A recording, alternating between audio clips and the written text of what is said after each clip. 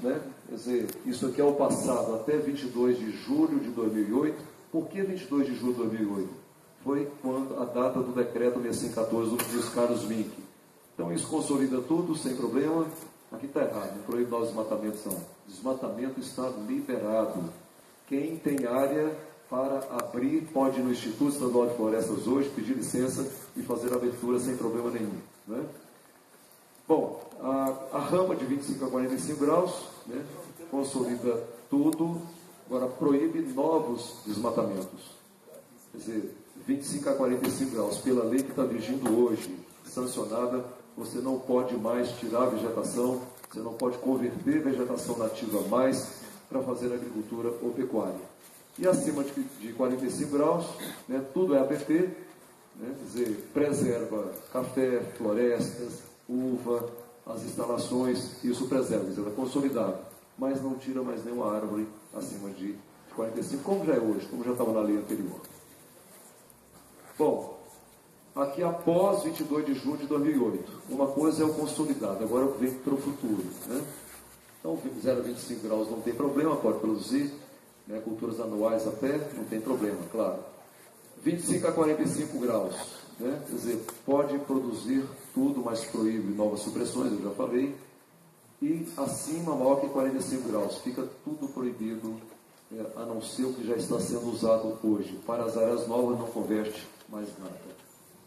Agora aqui apenas uma visão, área de produção permanente, né? Nós vamos ver que o tamanho da propriedade em módulos fiscais, e aqui nós vamos ver que a presidente Dilma, com essa pressão desse movimento Veta Dilma, ela teve que buscar o escudo do social, né? E abandonar o ambiente, o ambiental, né? Porque nós vamos ver que aqui, né, para dizer o que eu estou dizendo aqui, para provar o que eu estou dizendo, né?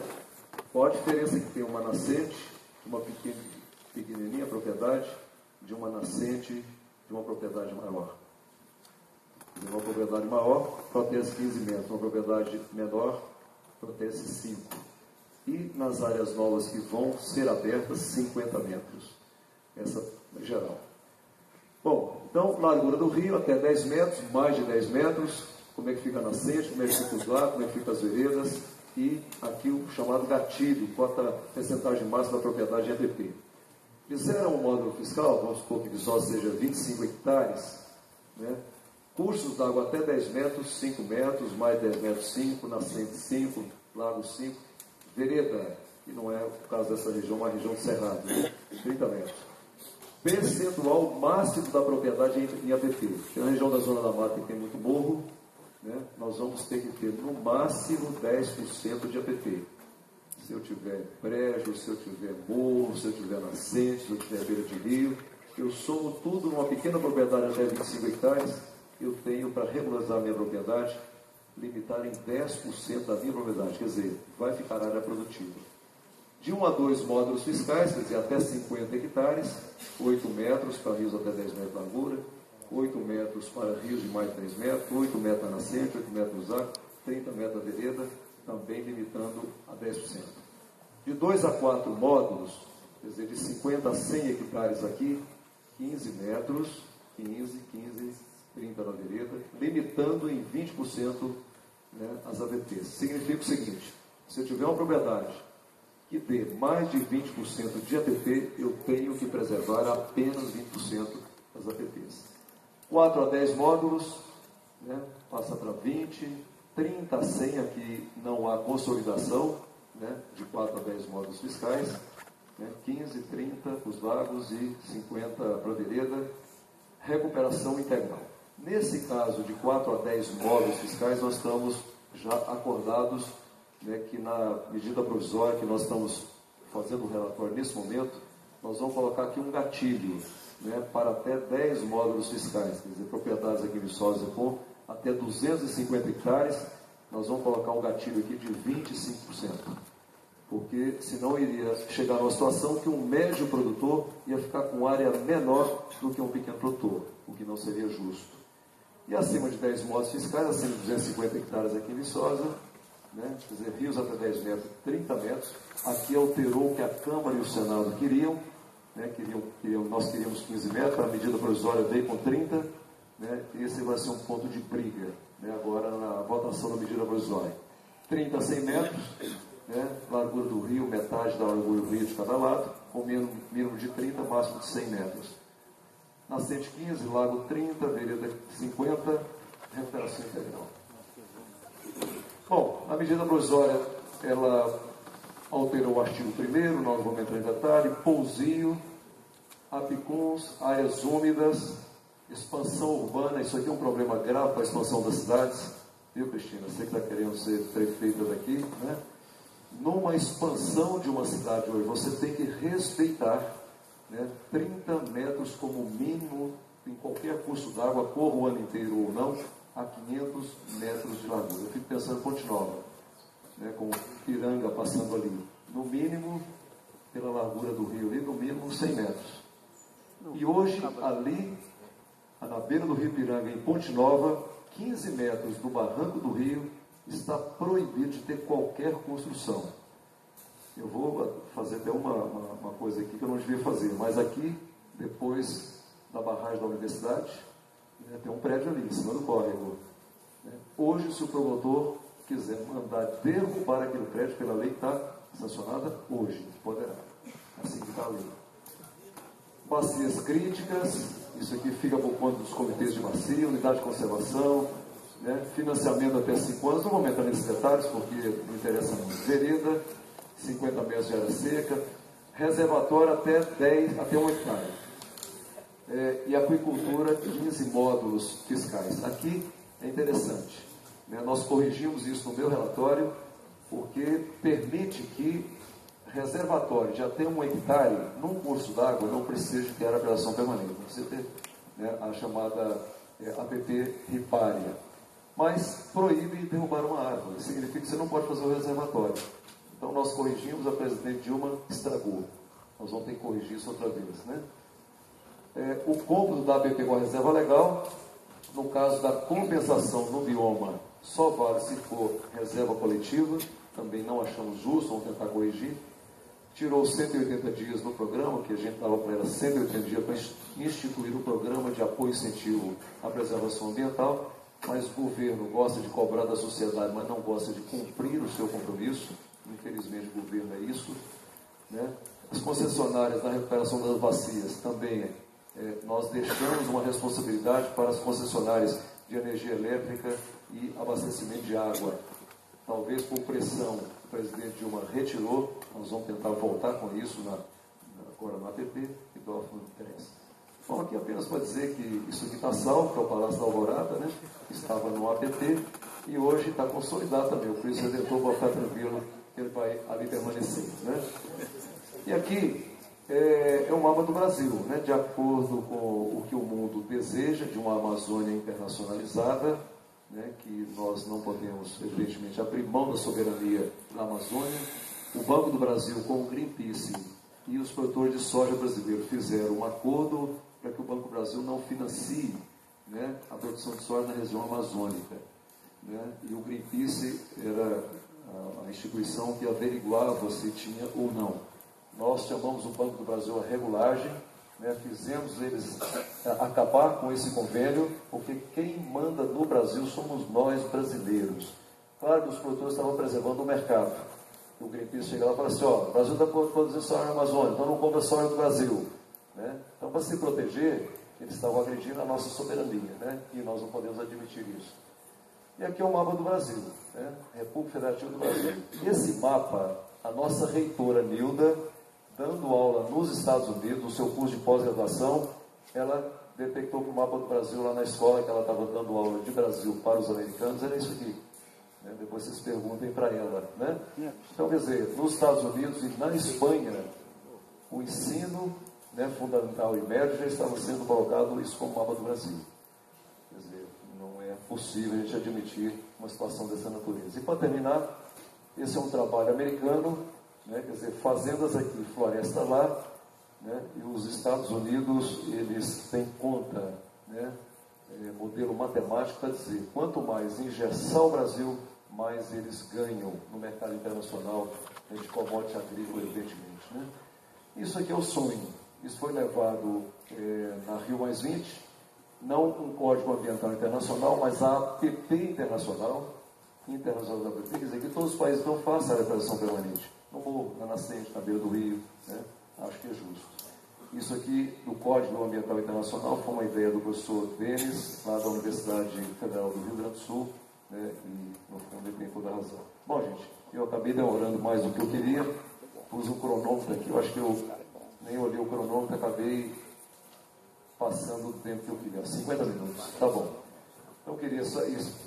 Claro que eu não quis trazer aqui nenhuma informação mais apurada, porque a lei está lá, qualquer um pode entrar no site, pode verificar os detalhes, então não era esse o meu objetivo. O objetivo é fazer uma provocação com vocês, para a gente, evidentemente, ir para o debate. Obrigado.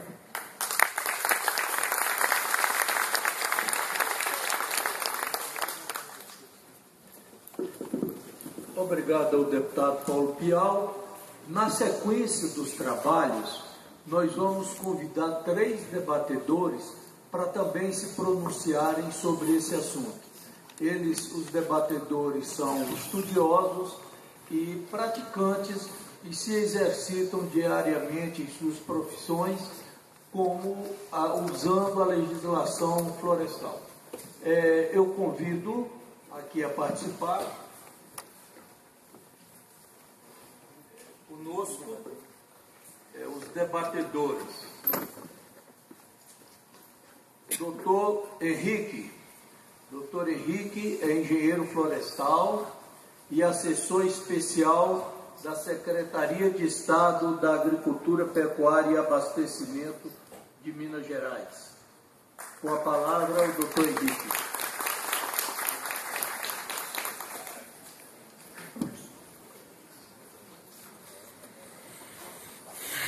Então, boa tarde a todos.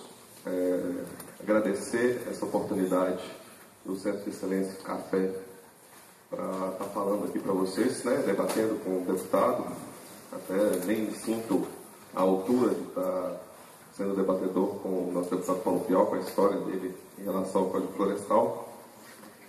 E eu queria fazer algumas críticas, na verdade, ao texto que foi aprovado. A gente começa, tanto ao texto quanto à medida provisória, a gente começa a perceber que o texto que foi feito para o Código Florestal, tanto na Câmara como no Senado, quanto o veto presidencial e a medida provisória, eles vêm tentando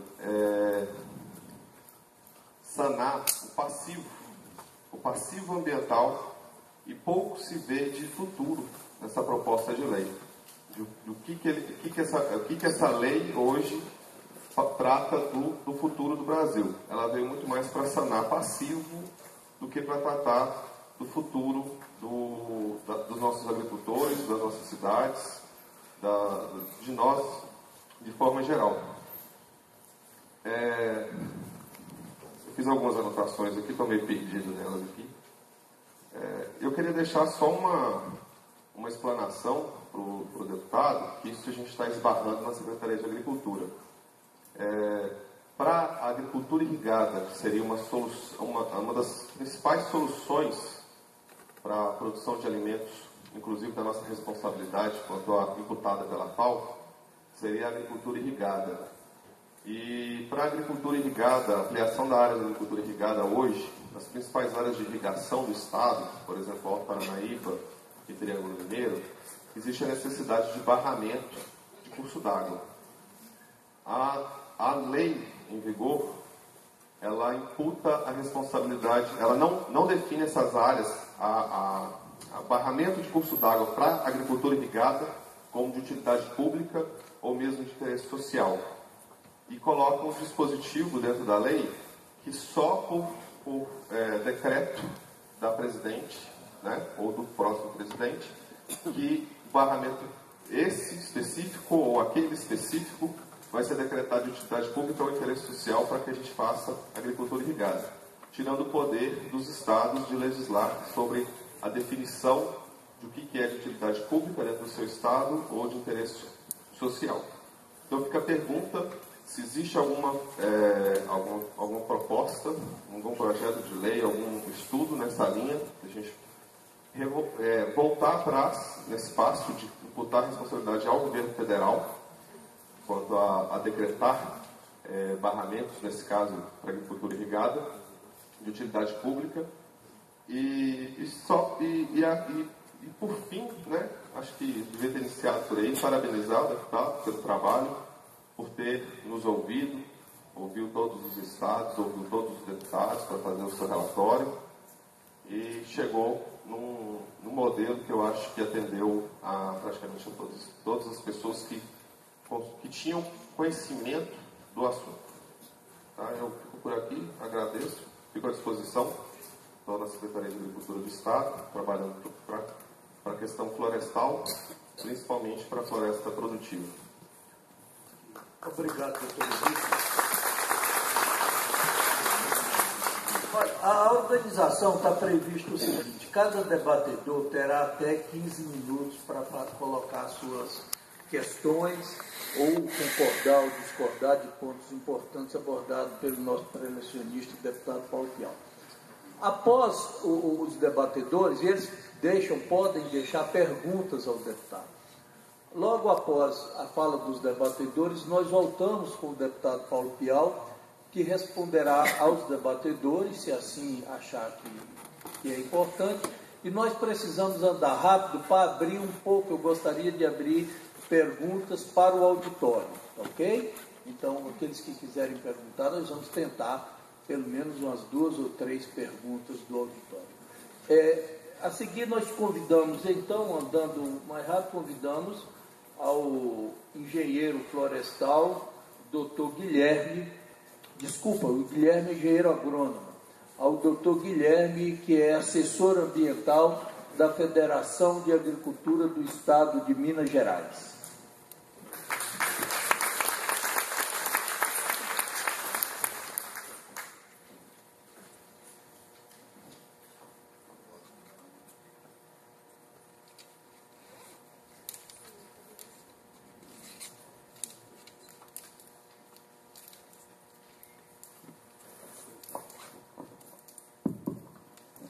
Primeiro, boa tarde a todos. Como o professor Lupino falou, eu estou aqui representando a Federação da Agricultura. Para quem não sabe, a Federação da Agricultura ela é vinculada ao Sindicato dos Produtores Rurais, a entidade máxima dos produtores rurais no Estado, e vinculada à CNA também, Confederação Nacional da Agricultura. O professor Rufino, quando ele nos chamou lá da federação para participar do debate, o principal ponto foi as implicações desse novo código para a agricultura de montanha. O deputado Paulo Pial já explicou isso muito bem aqui, inclusive com algumas fotos que ilustram a situação da agricultura de montanha. A FAENG, ano passado, ela publicou um livro que representa bem essa região aqui pela cafeicultura, que era a caracterização da cafeicultura de montanha. Nesse trabalho teve um capítulo que foi dedicado à legislação ambiental, as implicações dessa legislação na cafeicultura de montanha do Estado. E foi feito um estudo aqui pela Universidade de Viçosa, junto com o INAIS, que é o Instituto Antônio Ernesto de Salvo, que é um instituto vinculado ao sistema FAENG. E nesse estudo foram analisadas 2 bacias hidrográficas com cafeicultura forte, que é a bacia hidrográfica do Rio Santana, na região de Formiga, e a bacia hidrográfica do Rio Turvo Sujo. E nesse trabalho foi feito um trabalho com georreferenciamento, e foi identificado que só de APP, de topo de morro, APP de várzea, e APP de nascente e APP de inclinação, nas duas bacias, só de APP, aproximadamente 50% da área dessas duas bacias eram ocupadas só com APP. Então, 50% da bacia seria APP, mais 20%, 70% dessas duas bacias estariam, vamos dizer assim, inaptas ao cultivo, à produção agrícola. E eu acho que essas duas bacias representam bem a região, principalmente aqui da Zona da Mata. Eu acho que se pegar a Zona da Mata como um todo, não vai dar um resultado muito diferente disso, não. Então, se o antigo Código Florestal fosse realmente aplicado, a gente que é da Zona da Mata, eu sou criado na Zona da Mata, eu sou filho de produtor rural, eu sou da região de Manhumirim, ali perto da Serra do Caparaó. A nossa região ali, 70% da região estaria, vamos dizer assim, imobilizada para o cultivo. Então restaria só 30% para a produção. E a gente vê nessa região de montanha, a própria ocupação que foi feita desde a colonização do Brasil, que a região de montanha ela foi colonizada primeiramente por estar no litoral, aqui perto do litoral, essa região Zona da Mata. Então, há cidades aqui de mais de 200, 300 anos na região que vem sendo ocupada. E se a gente for analisar o impacto econômico e social que vai ter nessa região, ele é muito grande. Um ponto é o seguinte: como antigamente teve a era dos barões do café aí, todo mundo sabe, as fazendas eram muito grandes. Só que tinha um negócio: os fazendeiros também tinham muitos filhos. E quando o barão morria, dividia. E foi dividindo, e foi dividindo. O que aconteceu nessa região? Uma reforma agrária, vamos dizer assim, familiar, geracional. A divisão da terra pelos herdeiros, ela foi acontecendo.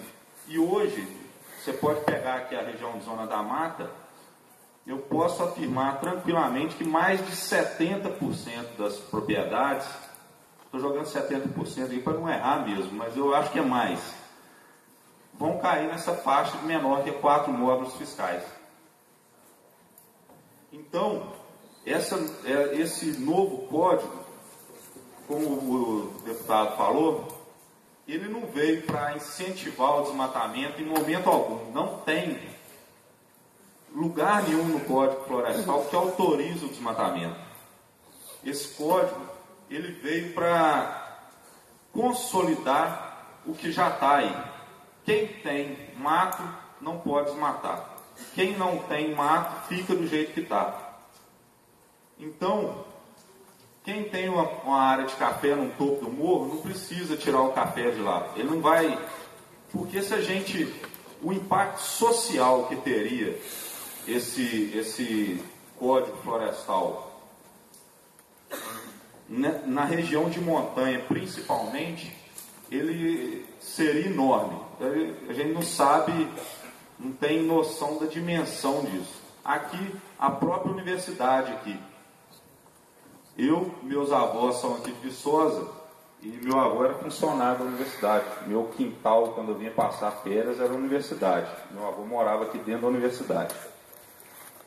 Eu estou com 35 anos. Dos 35 anos que eu estou aqui, as lagoas da UFB já estavam aí.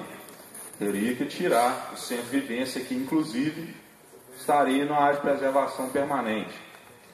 O setor de irrigação, o setor da engenharia, os alojamentos ali, tudo estaria na área de preservação permanente.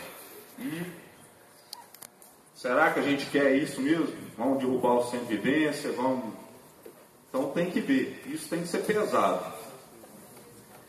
E tem um outro ponto importante que talvez eu acho que não foi dado tanta ênfase aqui.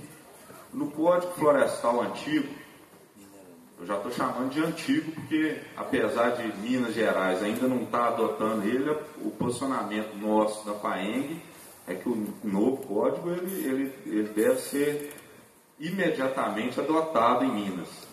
Nós já sabemos o caminho que vamos tomar, mas já está sendo tomado. E esse código antigo, ele tem 2 pontos que eu achava muito interessante. Era o primeiro, de onde começaria a medir a APP. No código anterior falava do leito maior do rio. O leito maior do rio é onde o pessoal fala, onde passa a maior cheia do rio. Então você imagina, o leito maior do rio, você mede a maior enchente. Só a partir da maior enchente você vai começar a contar a APP. Então isso aí não é só os 30 metros que o pessoal fala. Além dos 30 metros, você teria que fazer uma desocupação da área de enchente, de cheias do rio, mais 30 metros ou mais 50 metros, dependendo da largura do rio. E um outro caso, que esse eu achava engraçado, mas dá vontade de chorar. Porque na hora que falava que tinha que ter APP de leito na margem do leito natural ou artificial. Então como lá na FAENG chega muito processo de licenciamento ambiental para a gente, às vezes o cara herdava uma fazenda que o bisavô, a fazenda tinha mais de 150 anos, tinha um canal d'água que o cara tirava do córrego para tocar um moinho, para fazer fubá. Aí chegar o fiscal do meio ambiente lá e falar assim, não, aqui você tem que pôr 30 metros para lá e 30 metros para cá do córrego, do rego d'água que o cara fez. E fala, não, tem que derrubar a casa, tem que derrubar o moinho, tem que fazer e acontecer. Era um absurdo, né? O canal de irrigação do Jaíba puxou a água do São Francisco, fez um canal de irrigação para ajudar um monte de agricultor que está num polígono das secas do estado, para irrigar, para levar o desenvolvimento para lá. Queria área de preservação permanente de 30 lá de de 30 metros de cada lado do canal. É complicado. Então eu acho que esse código ele veio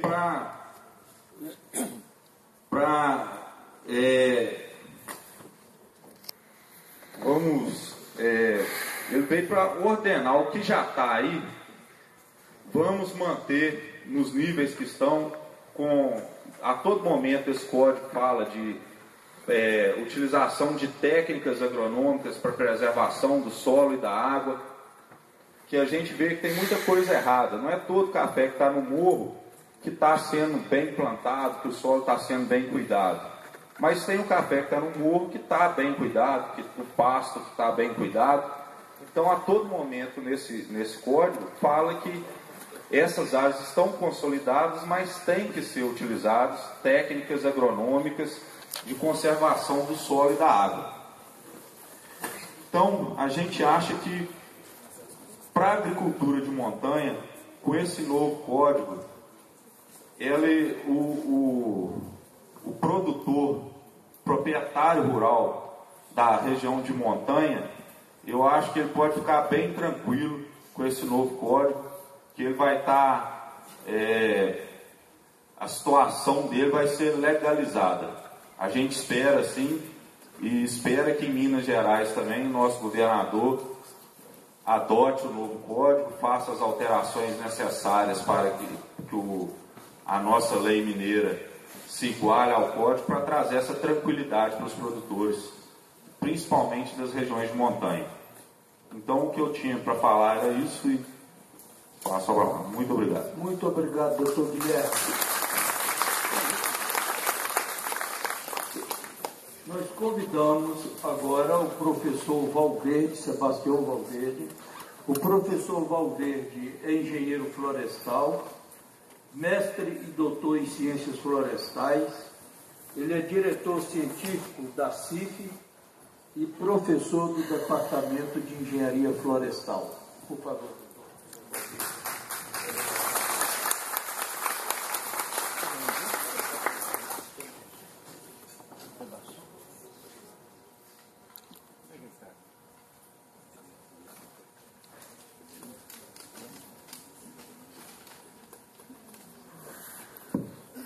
Boa tarde, pessoal.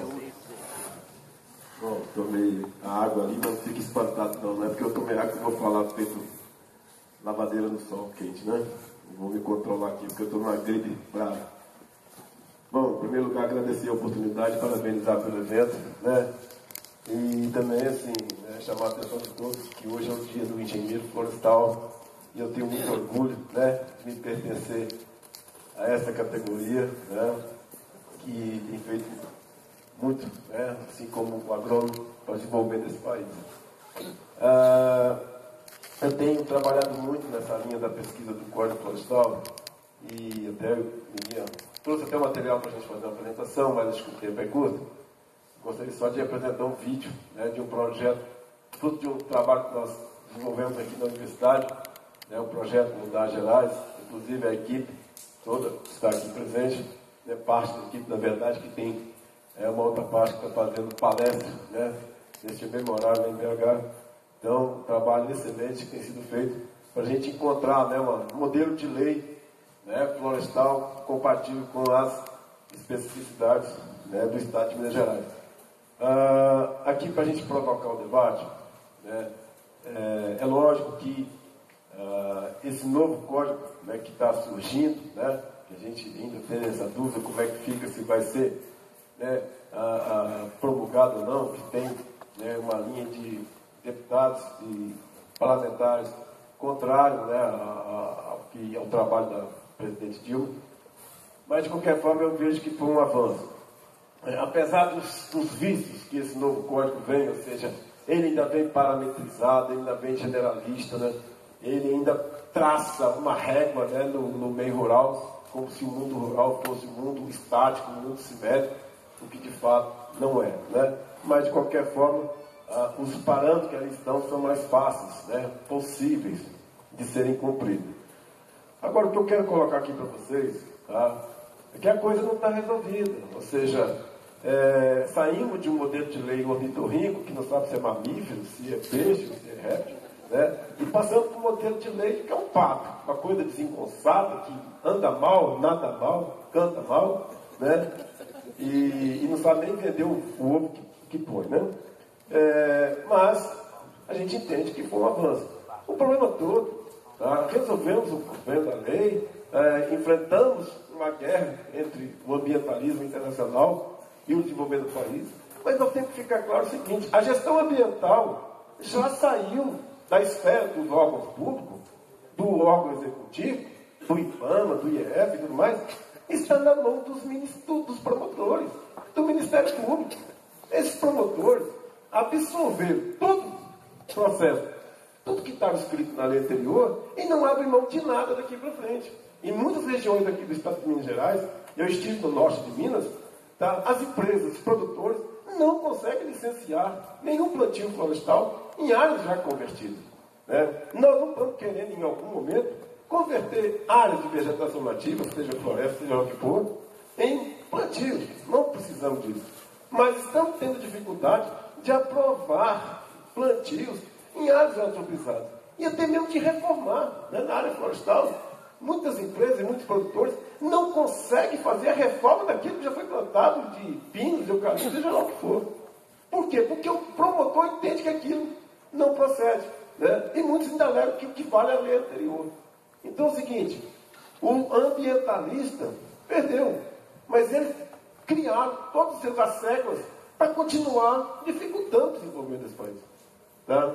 Os nossos técnicos, né, dos órgãos ambientais, tá, não conseguem fazer o trabalho de técnico. São puramente despachantes ambientais. Entendeu? Então, assim, temos que evoluir nessa lei, no sentido de tornar uma lei discricionária. Nós temos que dar poder aos nossos técnicos, sobretudo engenheiros florestais, que passaram 5 anos na academia, para aprender sobre extensão ambiental, educação ambiental, para fazer esse papel.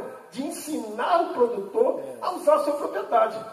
E não impor que o produtor, né, adeque aquela propriedade a uma lei Frankenstein, né? Essa que é a grande verdade. Mas esse papel não é exercido. Tá? E o técnico está praticamente sob uma mordaça.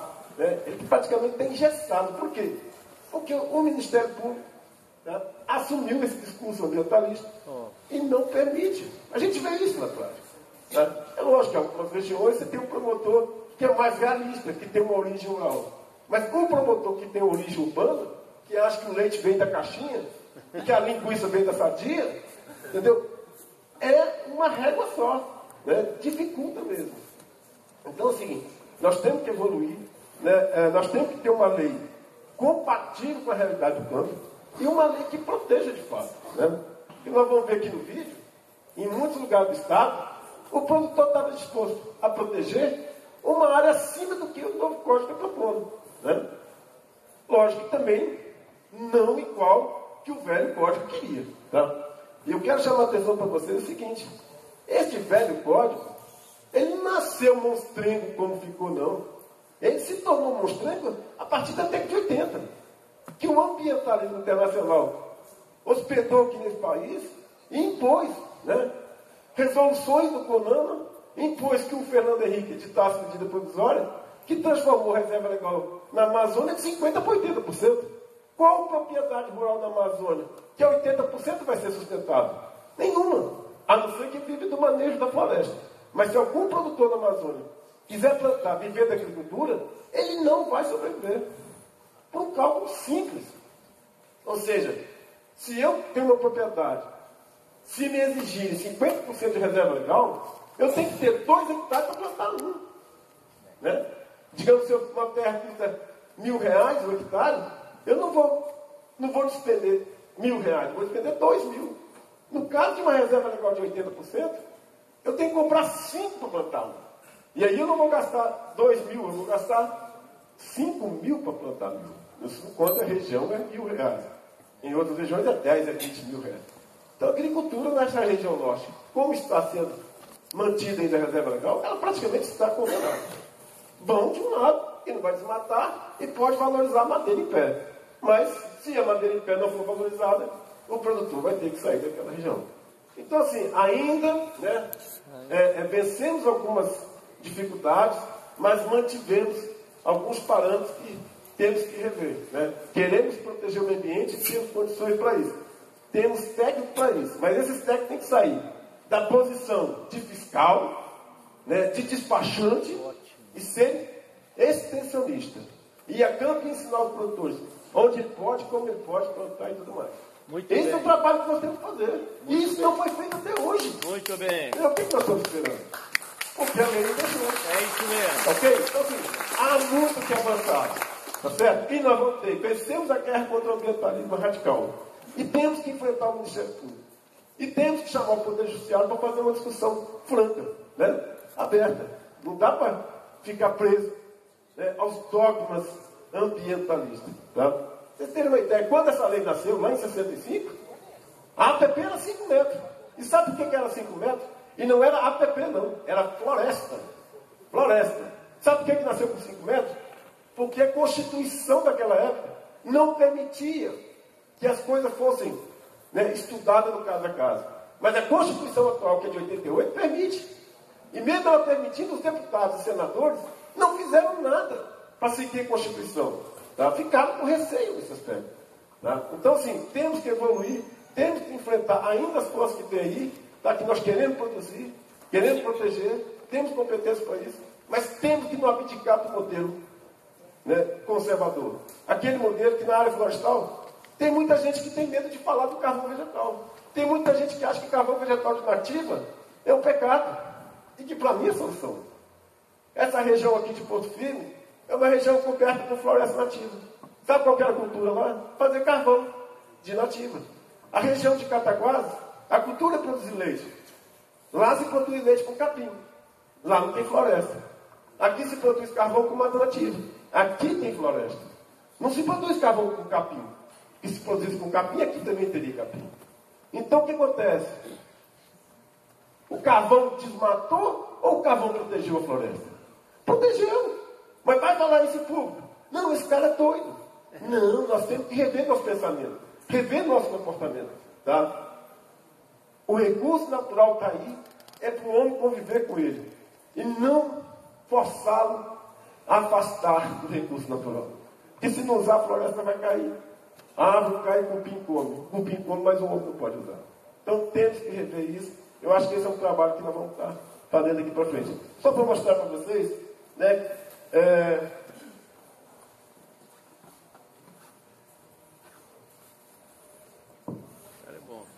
Como que nas regiões do estado, alguns produtores gostariam de respeitar a lei, ou seja, produzir, mas proteger o meio ambiente. Né? Vai passando para mim. Esse é um trabalho feito pela equipe do projeto, e aí nós temos engenheiros florestais, economistas, administradores, agrônomos, né?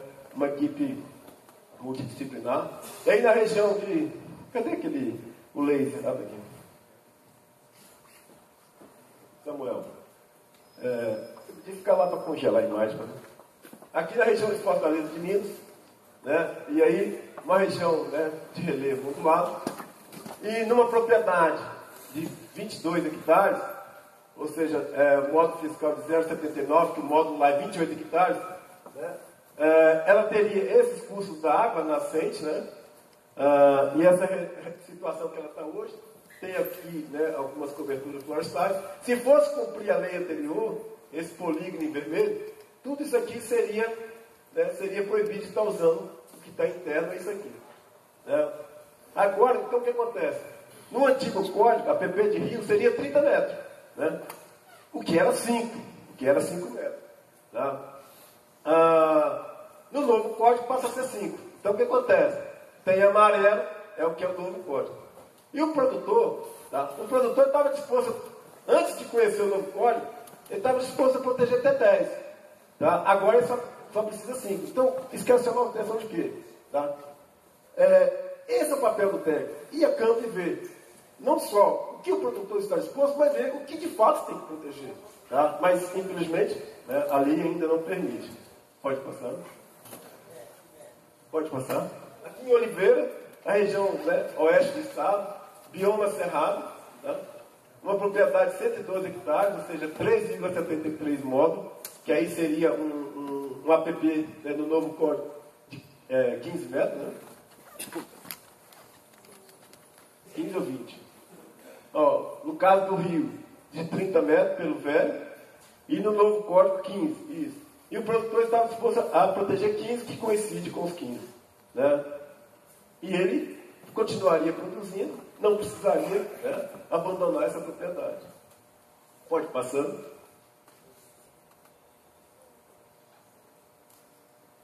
Jaíba é uma região de irrigação, né?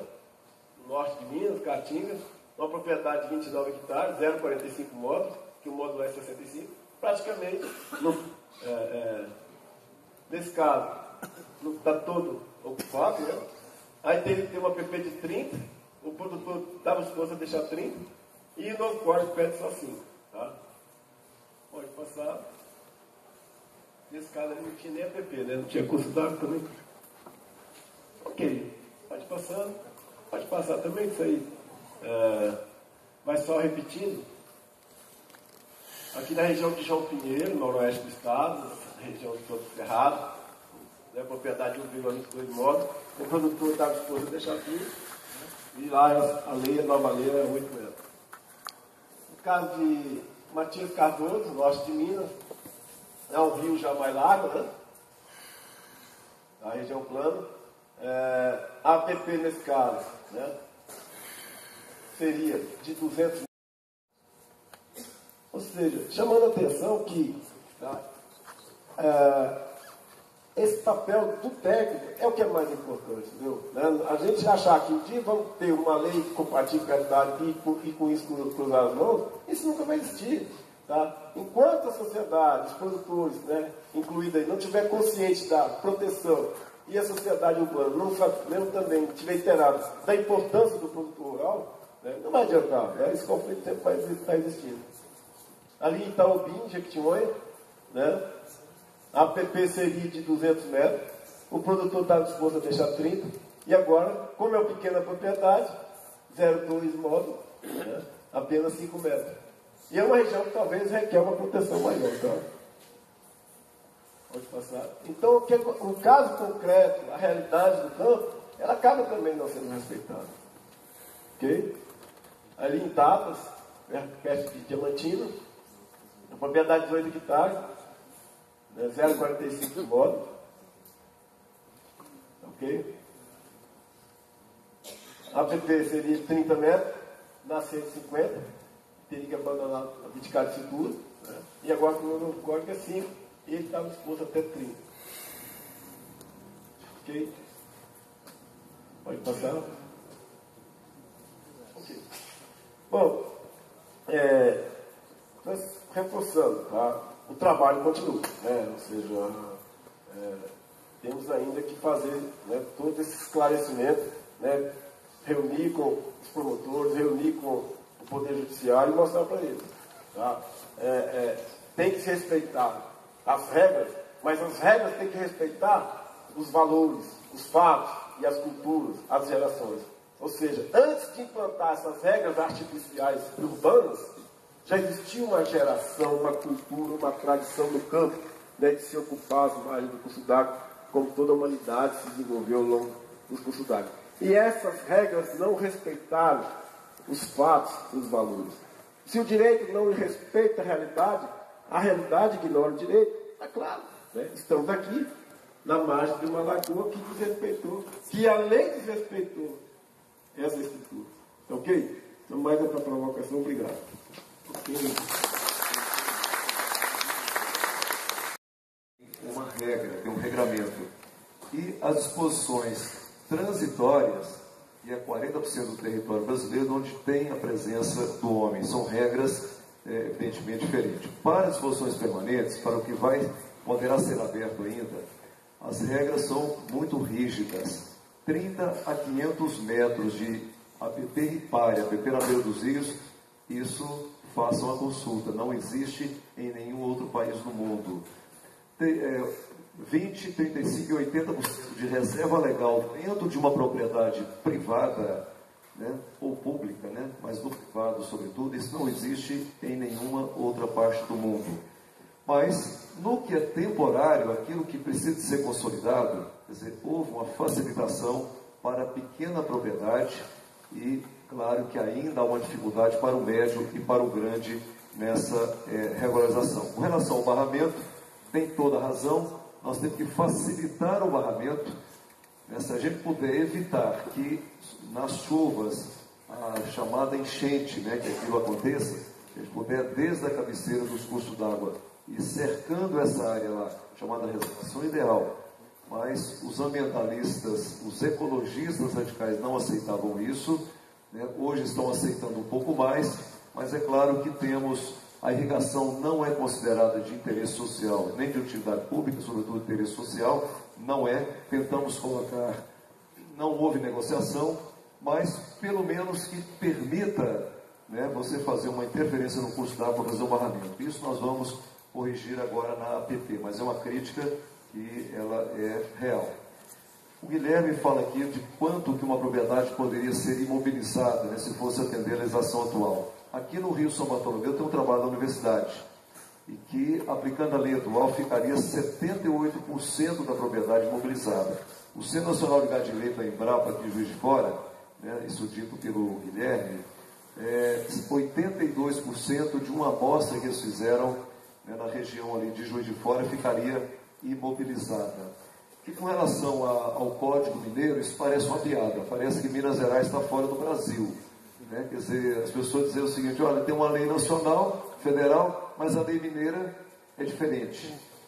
O Estado e o município pode ser mais restritivo, isso é fato, não pode ser mais permissivo do que a lei federal.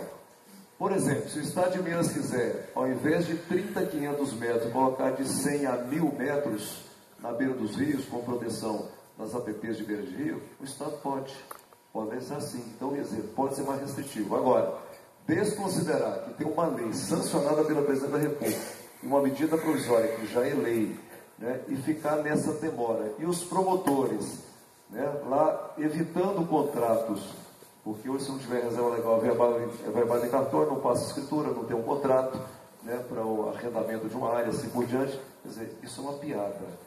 Aliás, eu queria dizer que tem termo de ajuste de conduta com os promotores, né, que ficaram com uma dor de cotovelo muito grande da gente ter conseguido a reformação do Código Florestal. Estão ameaçando entrar com uma ação direta de inconstitucionalidade do Supremo Tribunal Federal. E outro dia eu disse para um promotor, eu falei, olha, o promotor ele tem que fazer cumprir a lei, essa é a sua missão, legislar é por conta do Congresso.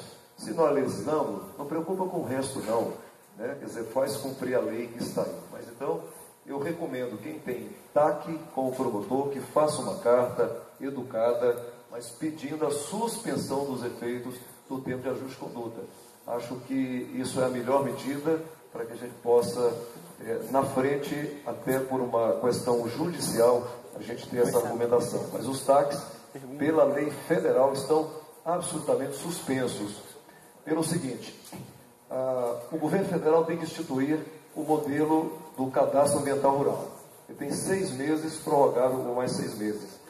O governo do Estado tem 6 meses, mais 6 meses para ajustar a legislação federal. E o produtor rural tem 1 ano, mais 1 ano, para poder ajustar, para fazer o seu cadastro ambiental rural e fazer.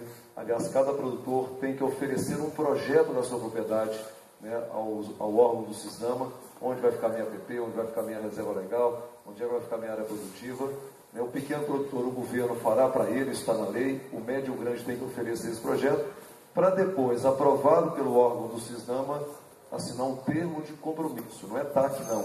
É um termo de compromisso que vai cumprir aquilo que ele realmente determinou. Então, eu disse isso porque não há razão, em torno desses próximos 3 anos, né, de alguém ficar criando caso. Claro que eu não posso desmatar. Eu posso desmatar se estiver dentro da legalidade, indo ao órgão, pedindo licença, tudo bem. Se eu desmatar sem licença, eu vou, evidentemente, ser multado e punido, né? Mas não tem razão dos promotores, né, terem esse comportamento que estão tendo agora. O professor Valverde fala uma coisa muito importante, técnico, uma regra de Brasília. Essa história de dizer que tem que deixar 5 metros, 15 metros, ou 30 metros, ou 500 metros na beira de um rio. Né? Isso não é inteligente. Né? Porque, na verdade, nós fomos para a universidade para estudar.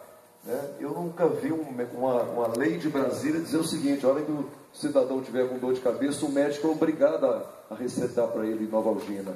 Isso não existe. O médico tem a prerrogativa de fazer a receita de acordo com o diagnóstico. Nós, como técnicos, temos que fazer o diagnóstico, né, da beira do rio e dizer o seguinte: aqui precisa de 5 metros, 50, 100 ou 200 ou 500. Né? E nós estamos recebendo uma receita de bolo, né, uma regrinha básica de Brasília para valer para o bioma Amazônia, para o bioma Caatinga, para o bioma Mata Atlântica. Então nós temos que, na verdade, defender a prerrogativa nossa como técnicos, que está sendo, evidentemente, usurpada, né, pela lei federal. E o artigo 24 da Constituição Federal fala o seguinte: cabe à União traçar normas gerais e aos estados e aos municípios fazer as normas específicas. Então nós estamos desrespeitando o chamado Pacto Federativo. Ou nós temos município e temos estados, ou não temos que ter isso e, evidentemente, fica apenas uma legislação nacional. Né? E como não é assim, nós queremos um Pacto Federativo, né? A União está usurpando. Eu sei que tem uma expressão muito forte, professor Rufino, viu, Nasci? E Brasília hoje atrapalha o Brasil nesse aspecto. Já concentrou o dinheiro lá e quer concentrar o poder de decisão. Quer dizer, o Brasil já não é um país qualquer. Minas tem um aparato técnico muito grande, São Paulo tem, Paraná tem, Rio de Janeiro tem, né? Todos os estados hoje têm, e essa complementação é bom, mas o governo federal quer dominar tudo e quando domina é o poder. Bom, é isso aí. Eu queria fazer apenas as considerações, que é bom a gente ir para o debate que fica mais produtivo. Eu convido para a mesa os nossos 3 debatedores. Eu vou fazer a inscrição, o tempo urge, né? O deputado tem que se retirar, mas eu vou fazer a inscrição, pelo menos 3 perguntas por ordem de inscrição. O senhor, por favor.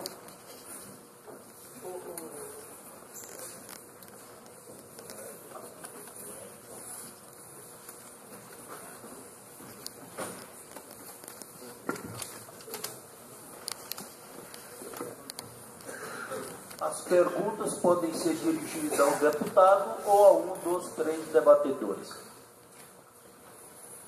Boa tarde a todos. Meu nome é Eli, eu sou professor aqui na Universidade Federal de Viçosa, Departamento de Engenharia Florestal. Trabalho com hidrologia florestal e manejo de bacias hidrográficas.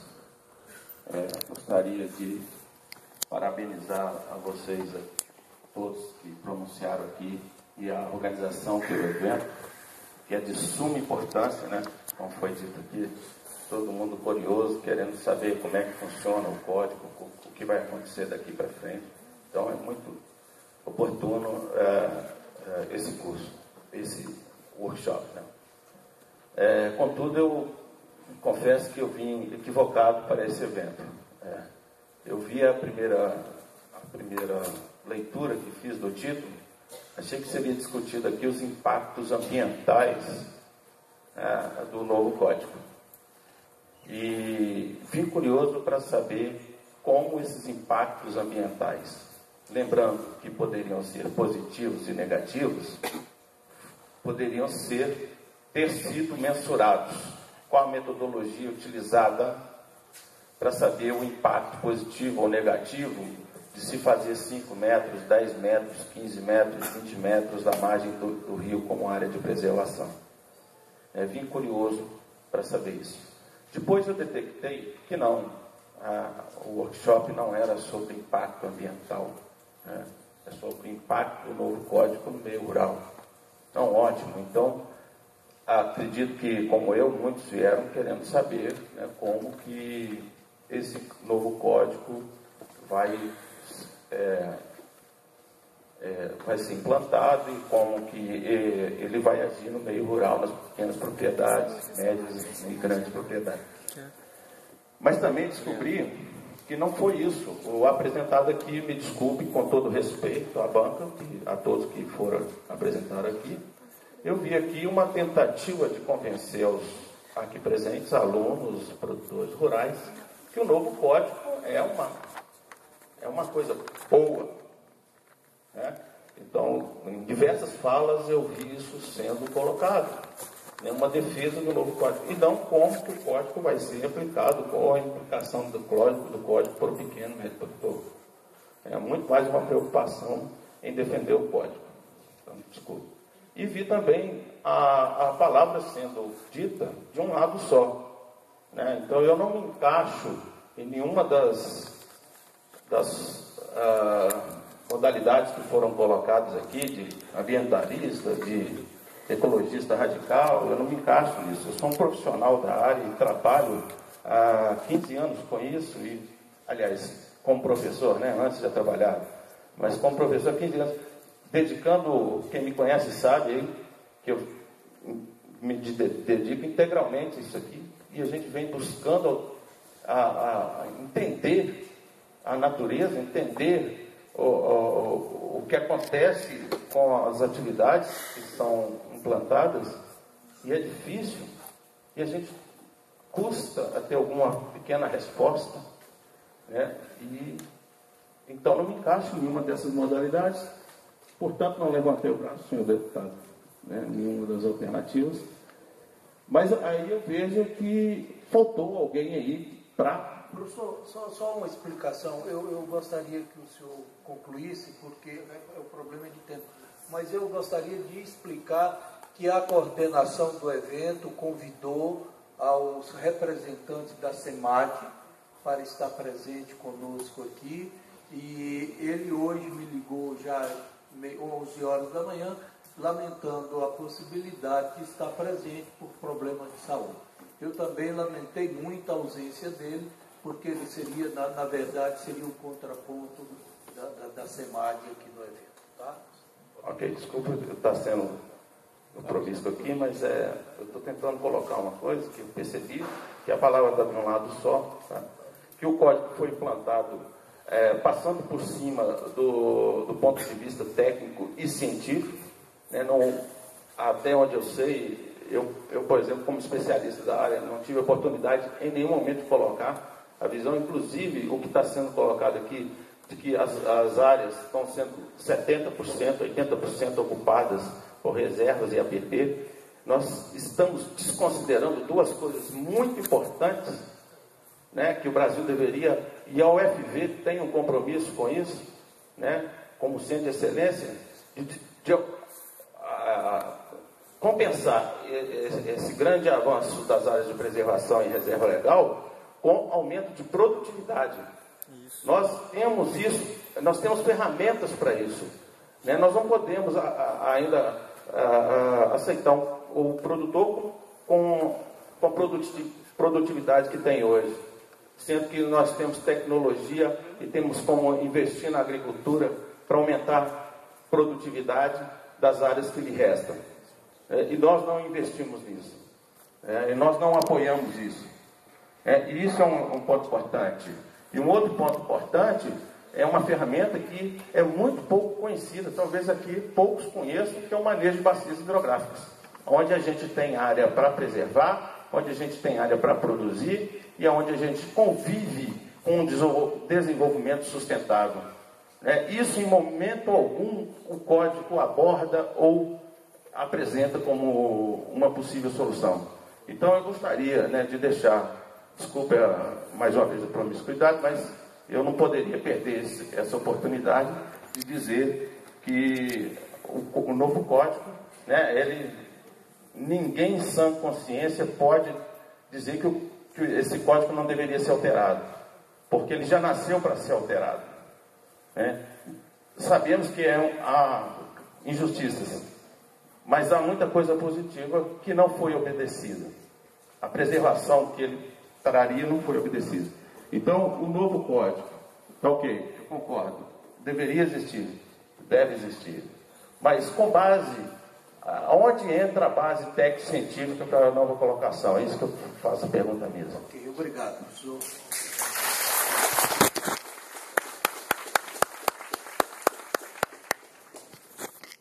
Ok, então está escrito o senhor aqui de camisa verde, o deputado vai responder as perguntas juntas.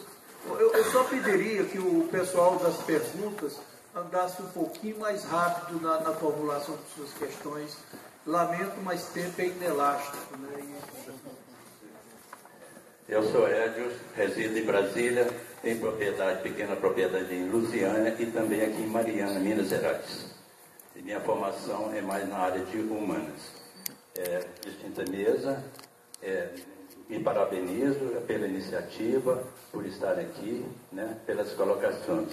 Eu vou ser bem objetivo e rápido. É o seguinte, em psicologia nós temos o termo de reforço de comportamento.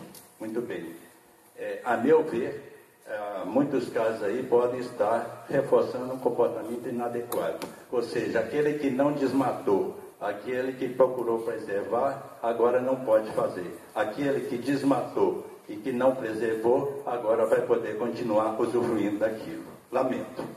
A segunda é o seguinte, como que fica uma propriedade que tenha rio, que tenha cursos d'água, que tenha topo de morro e já tenha averbada a sua reserva legal?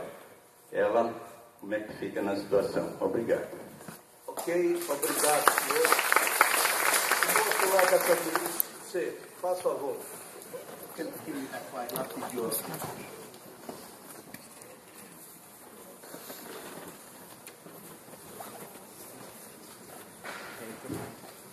Boa tarde.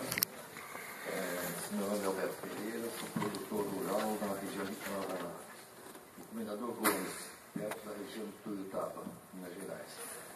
É o seguinte, eu tenho essa propriedade há 35 anos, comprei ela em 1977. E quando eu fiz a formação de pastagem, eu tinha que atravessar o rio para uma casa. E eu lembro que eu tinha 2 postes para atravessar o rio, e 2 postes de cerca que dá 8 metros, fica do lado do rio e do outro lado do rio. E fiz uma ponte ali de esteio de aroeira, tal, pus gabião, toda essa, para falar a dimensão do rio naquela época, certo? Feito isso é furna, e o chapadão era tudo cerradão. O pessoal começou a fazer pastagens lá, começou a acumular água. Para não perder o meu investimento ali, eu ajudei o produtor de cima a fazer uma barragem para barrar a água dele, de modo no arear e mandar para o meu córrego, né? Foi feito isso, aí veio a cana. A cana é uma praga. A cana não segura água. A barragem dele já estourou. O rio era de 8 metros, o meu tem quase 20 metros. Entendeu? Então tinha árvores na beira do rio, tinha aroeiro que foi para dentro do rio, um monte de galhos, tudo. Eu queria saber, tecnicamente, o que esses 5 metros vai proteger. O que os 10 metros vão proteger. Se a gente não fizer a correção na cabeceira, nos chapadões, para reter água lá, o pessoal que está na furna, para que essa? Então, tecnicamente é isso. Quanto à lei, tem que ter uma lei.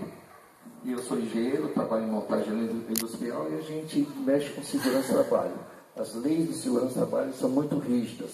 Fizeram as normas reguladoras, aí fizeram uma comissão tripartite, governo, empresa e trabalhador.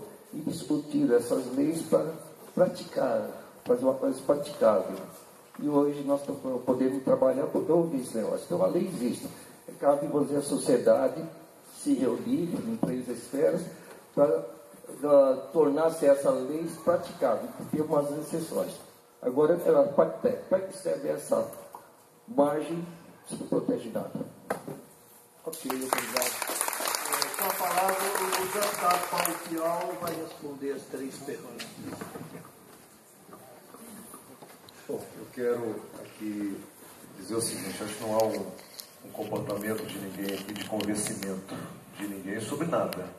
Ninguém é dono da verdade e acho que a pior lei é aquela que não pode ser cumprida.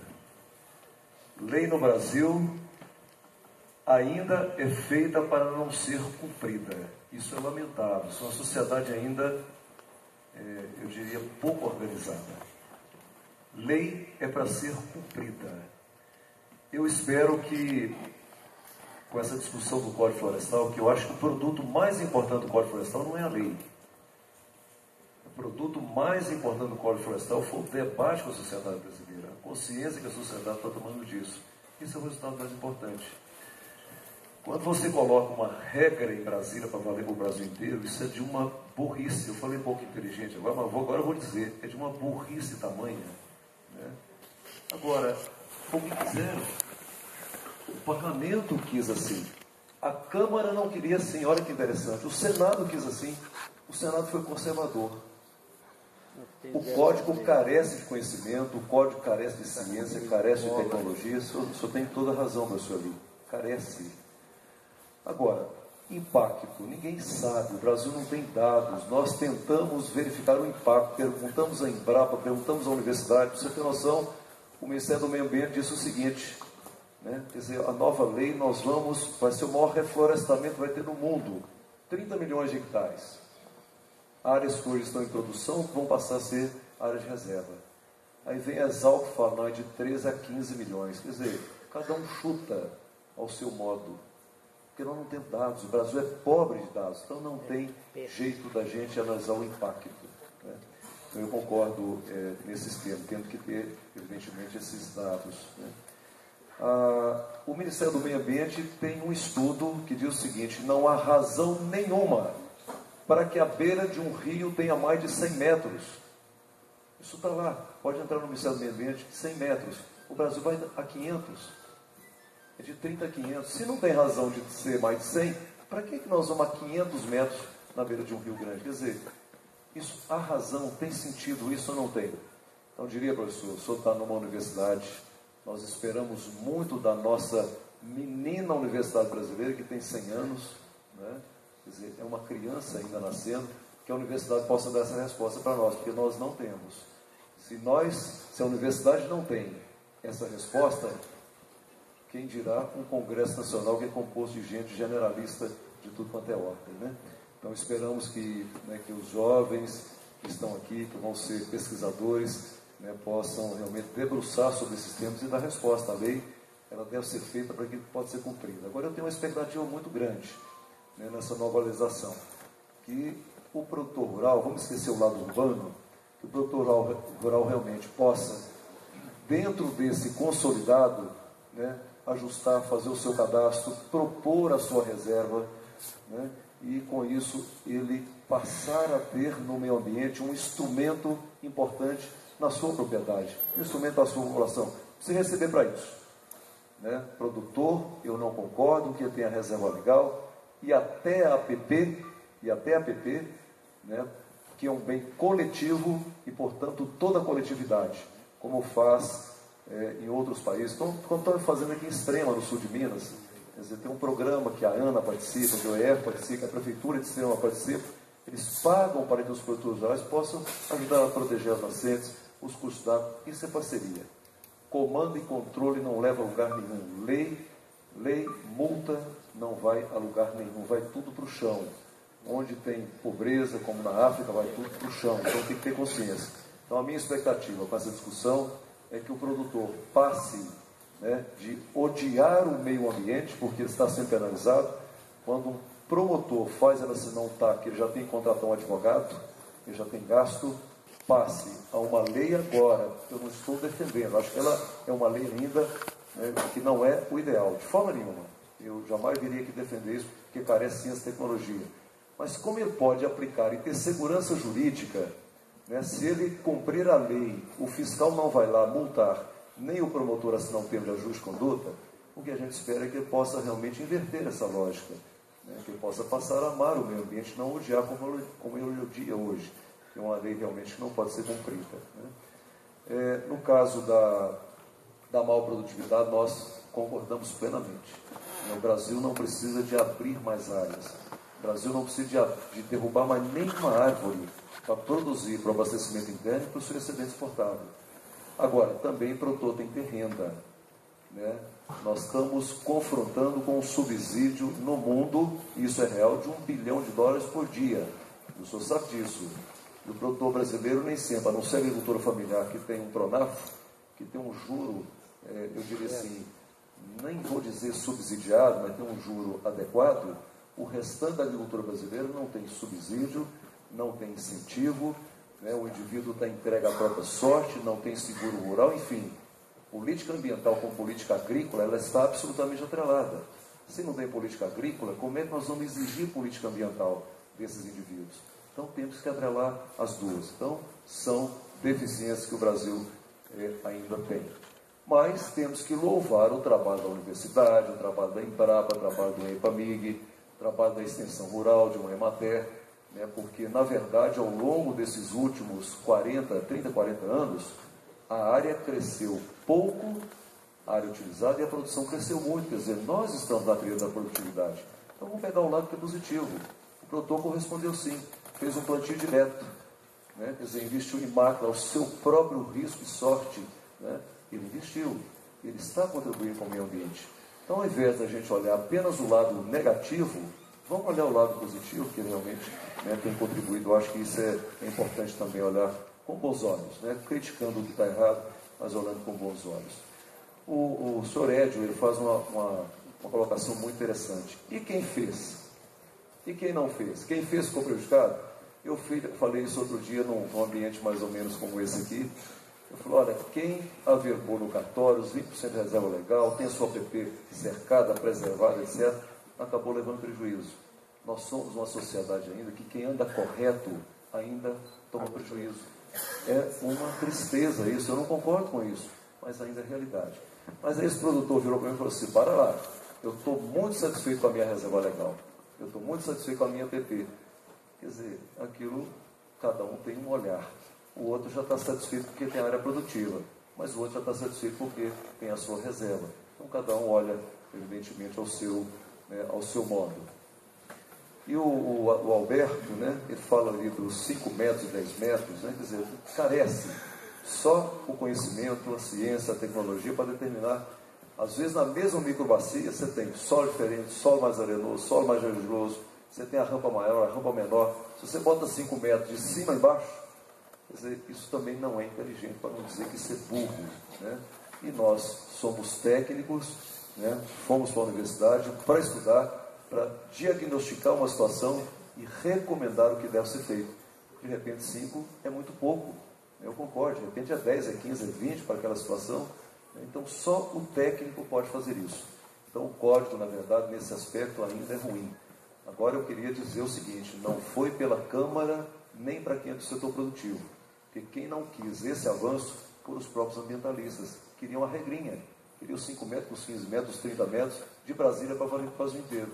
Eu não entendi, mas não houve negociação nesse sentido, por isso prevaleceu. Bom, gente, eu tenho, na verdade, horário, e eu vou, claro que aqui na mesa tem gente aqui, especialista da melhor qualidade, queria agradecer ao professor Valverde, que foi uma pessoa que foi nos alertar muito, né, sobre a aplicação do Código Antigo, a aplicação do Código Novo, e, portanto, mais uma vez de público, eu quero agradecer à Universidade Federal de Viçosa e ao professor Valverde pelo seu alerta. Ele não tem responsabilidade nenhuma pelo que está aí. Ele teria um código completamente diferente do que está aí, e eu também, como técnico, teria um completamente diferente, mas foi possível, né, de ser feito naquela conjugação de forças, né, do Congresso Nacional. E também agradecer a presença da minha sogra, a dona Glorinha, que está presente, da Cristina, né, e agradecer a atenção de todos vocês. E continuamos, evidentemente, lá abertos. Essa é uma matéria que não para, essa é uma matéria que tem que estar em discussão permanente. Vamos ver a aplicação do que está aí hoje, a repercussão dessa aplicação, e vamos continuar o debate, a discussão, mas eu volto a repetir, muito mais importante do que o conteúdo do código que está aí, foi a discussão e a consciência nacional que tomamos sobre o desenvolvimento sustentável. Gente, obrigado e um abraço a todos. O deputado Paulo Pial, eu gostaria de esclarecer, o deputado Paulo Pial é o atual candidato, forte candidato à prefeitura de Uberaba.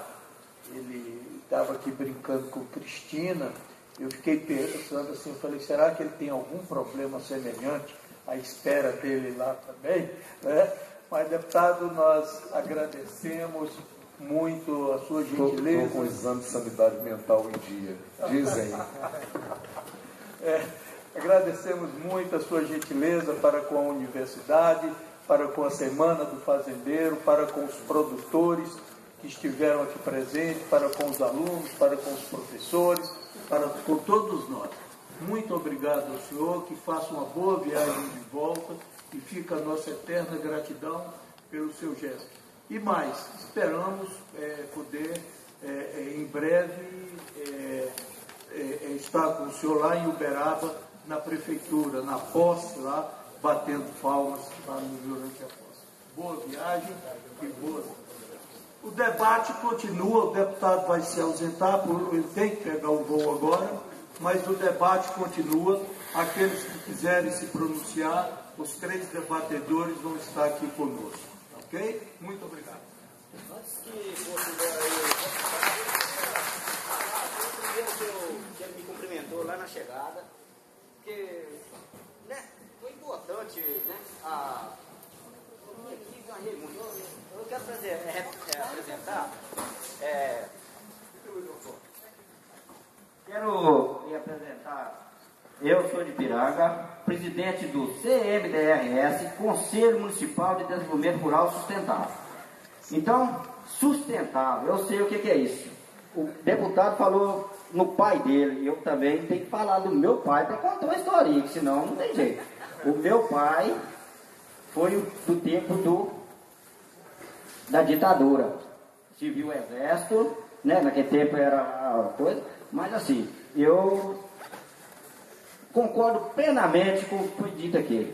Lei é para ser cumprida, mas ao fazer a lei, eu acho que é mais fácil do que cumprir ela. Se eu contar a história aqui, não dá para contar, mas Deus de menininho, que eu venho protegendo o meio ambiente. Diz ali, o senhor fez a pergunta, quem é produtor, eu levantei a mão. Quem é ambientalista? Eu não levantei, mas depois eu vi que eu sou ambientalista. Eu sou um preservador do meio ambiente. Isso tem muitos anos que eu venho arrastando, e até hoje não cheguei aonde eu quero. Porque só esbarro com a burocracia. Democracia, o senhor dito bem, ainda não tem. Eu faço parte dela, convidou eu saio do meu trabalho e vou para buscar conhecimento. Isso eu faço há uns 12 anos. Então, eu tenho lá uma propriedade pequenininha, na escritura, mas ela é grande lá no espaço. Se pode ir lá, mas eu estou encontrando dificuldade para mim verbar a reserva. porque eu não tenho dinheiro. Eu preservei. O senhor falou uma coisa boa. Não precisa de derrubar para coisa, né? Eu tenho árvore nessa propriedade minha que vale R$3.000. Estou precisando derrubar ela porque eu estou na pior.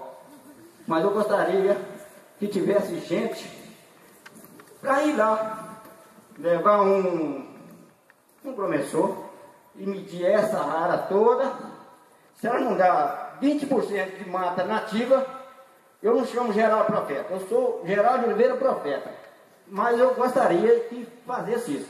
Falou aqui o engenheiro florestal. Eu conheço o engenheiro florestal de Piranga. Sou Sebastião.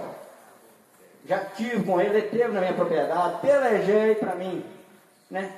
Tirei licença em 2008 e não consegui fazer todo o carvão de 300 metros de calibre para plantar lá. Não consegui. Fui meio assim esbarrado, depois eu acabei, voltei em 2009, não tive como tirar mais licença. Ah, não, mudou o código florestal. Fiquei na pior. E até hoje estou trabalhando para os outros e preciso dessa verbação lá. E lá, será que é difícil ir um lá sem eu pagar? Porque eu não tenho dinheiro para pagar. Só isso que eu queria dizer. Só queria concordar com o Geraldo, né? E o produtor rural, Geraldo Profeta, o produtor rural realmente, alguns não são. Alguns, na verdade, toda profissão, toda categoria de pessoas, tem gente boas e gente ruins. Tem produtor rural também que é devastador, que é criminoso ambiental, tem. Mas o produtor, de uma maneira geral, ele é preservacionista. Você não preservou porque não tinha consciência devida, né? Você foi lá para a beira da grota porque é ali que dava a moita de feijão e de arroz, né? Tempos atrás. Hoje o chapadão, a parte alta, já produz também. Mas ele que produz a água, ele que preserva a nossa biodiversidade, ele que conserva a pele do mundo, que é o nosso solo, né? Quem não faz, evidentemente tem que fazer. Agora, você falou da árvore grossa, né? O professor Valverde aqui é craque nisso, ele defende, né, o manejo florestal sustentado, né? Quer dizer, é por aí. Se as araucárias do Paraná pudessem ser cortadas quando elas tivessem idade adulta, madura, né? Por que não? Por que não? Por que não cortar uma araucária adulta? Porque a lei, você tem toda a razão, é muito fácil proibir. Mas na prática está errado lá, porque eles estão cortando tudo que é araucária que vem, novinha, eles arrancam, porque aquilo é um problema para a propriedade. No instantinho vai ficar sem área para produzir, né? Então eu quero mais concordar com você, né? E o professor Valverde pode falar do manejo sustentável aqui, que na verdade é o caminho. A árvore, e na reserva legal pode fazer manejo florestal sustentado, não tem problema, tá? Gente, obrigado, um abraço a todos. O professor Valverde, Geraldo Profeta, vai continuar o assunto a respeito do que você colocou, tá?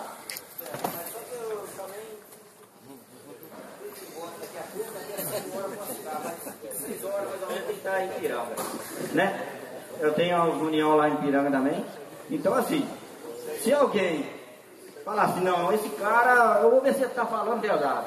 Eu moro debaixo de uma serra, né? E quando a gente defende uma coisa, eu tenho uma cama lá que eu defendo ela, eu guardei ela. Porque eu não nasci no hospital. Eu tenho 12 irmãos, mas foi de 16. Tenho 12 irmãos, 11 homens e uma mulher. Nascidos tudo em cima da cama lá. Uma cama que ninguém dorme nela, porque ela é meia curta, ela é estreita, mas nascemos tudo lá. E quem foi a médica nossa é uma analfabeta lá, chamava parteira. Mostrasse a letra a hora, não sabia. E fazia, pá. Senhor professor, então, tudo bem, obrigado. Obrigado aí, né? Eu passaria aqui para mas aí depois tá.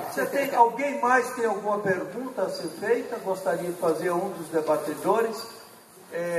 Por favor, aqui, ó, esse moço da camisa azul e depois eu quero o senhor ele da camisa de blusa branca ali. Bem, acho que não é bem uma pergunta, eu queria expressar o que eu interpretei desse evento. Primeiro, eu parabenizo pela oportunidade realmente de trazer os relatores do Código aqui presente, né, o Paulo Pial, na Semana do Fazendeiro. Isso é importante para a instituição, para nós que somos estudantes. Eu sou estudante da instituição há mais de 6 anos, mas eu gostaria de fazer uma crítica, né, apesar do lado positivo, também tem um lado negativo. O professor Erli já comentou. Eu senti falta de mais opiniões para a gente poder debater. Isso não foi um debate, foi uma expressão da opinião do relator. eu queria dizer também que, como instituição de ensino, a gente deve avaliar, é uma universidade, não é um curso técnico, é uma universidade, envolve várias áreas do conhecimento. Então a gente, como instituição, como universidade, a gente tem que respeitar todas as áreas do conhecimento. Inclusive a área de humanas, que foi citado pelo relator Paulo Pial, que o pessoal da humanas não sabe o valor do campo. Eu acho que isso é, no mínimo, uma inverdade, ou é uma análise superficial da realidade. Da mesma forma, foi criticado o Ministério Público e os promotores, de forma generalizada.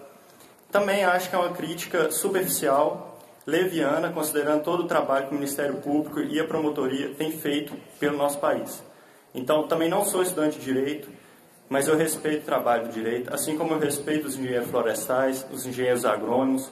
Espero que eles também, em suas análises técnicas, considerem as outras áreas. Existem biologia, ecologia, engenharia ambiental, engenharia civil, engenharia agrícola, que inclusive descreve muito bem os fenômenos hídricos e o porquê de se preservar a margem dos rios, de se preservar as áreas de nascentes. Tem uma justificação técnica para isso. Então, assim, não podemos desconsiderar essas áreas de conhecimento e devemos respeitar as instituições. Segunda coisa, foi tratado pelo professor Valverde, questão da cultura implementada no local, na criação das leis, que deve ser respeitado. Concordo. Só que a gente vive numa democracia, quem quem propõe as leis são os próprios, é o legislativo, a exemplo do deputado que estava aqui. Então a gente está que nem um cachorro correndo atrás do rabo. Nós elegemos o legislativo, mas ficamos insatisfeitos com o que eles propõem. E depois a gente passa a atacar o Ministério Público, que tenta fazer valer o que está na lei.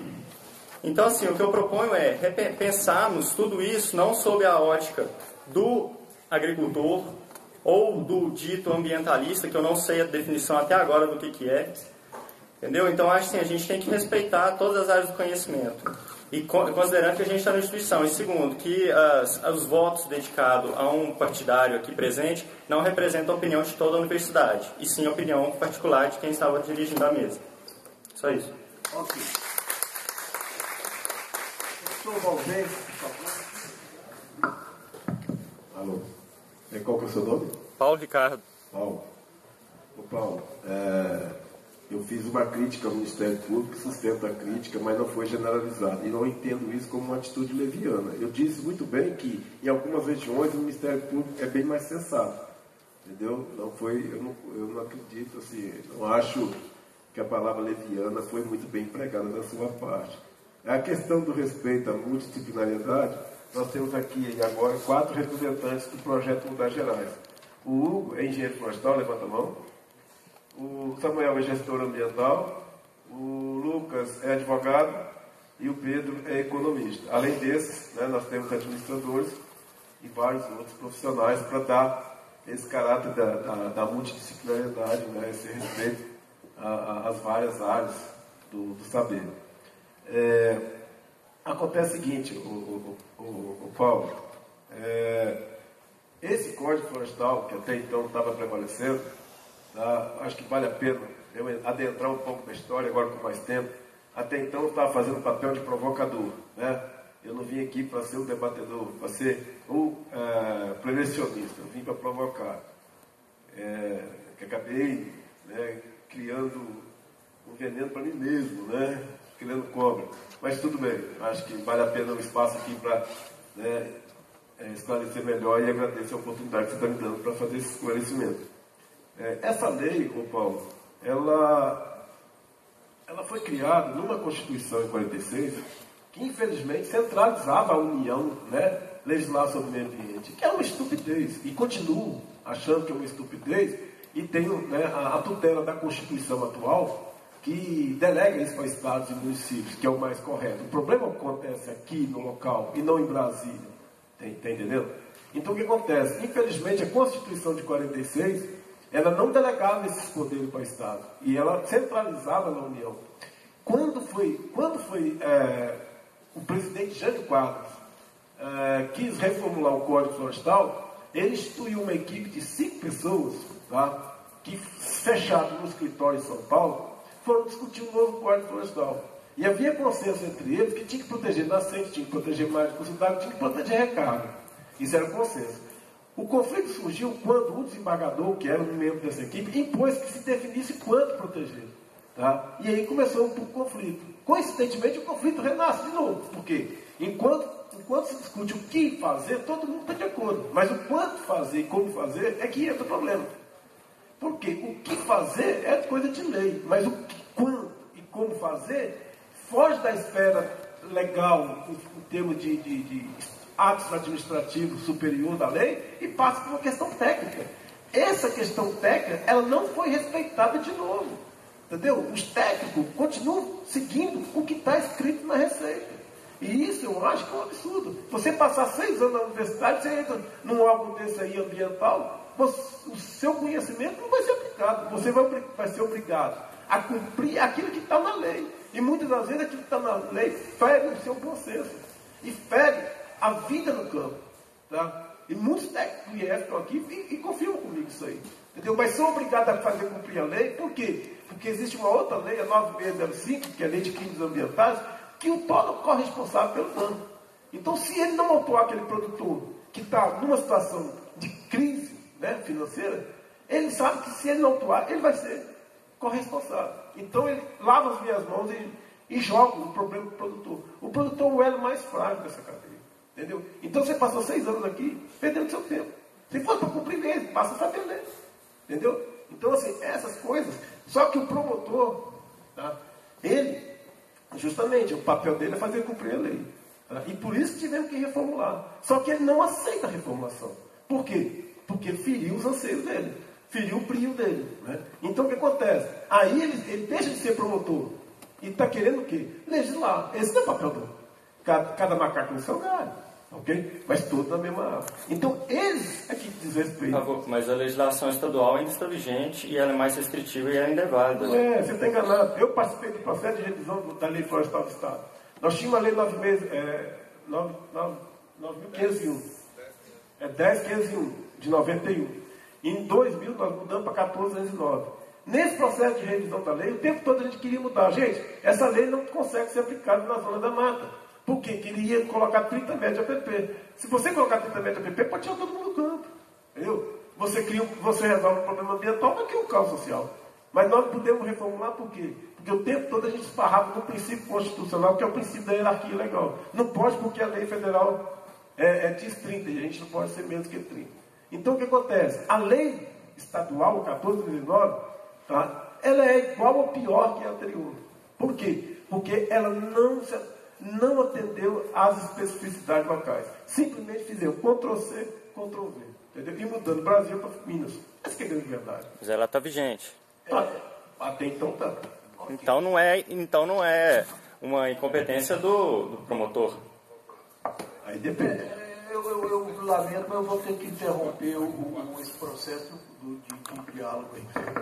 Eu queria só fazer um esclarecimento a você, Ricardo, com relação à coordenação, 2 coisas. A primeira é que nós temos uma troca entre tempo e quantidade. Não dá para, se eu fosse debater um assunto tão polêmico como esse, eu ia ter pelo menos uma semana aqui com todo mundo, com pessoas.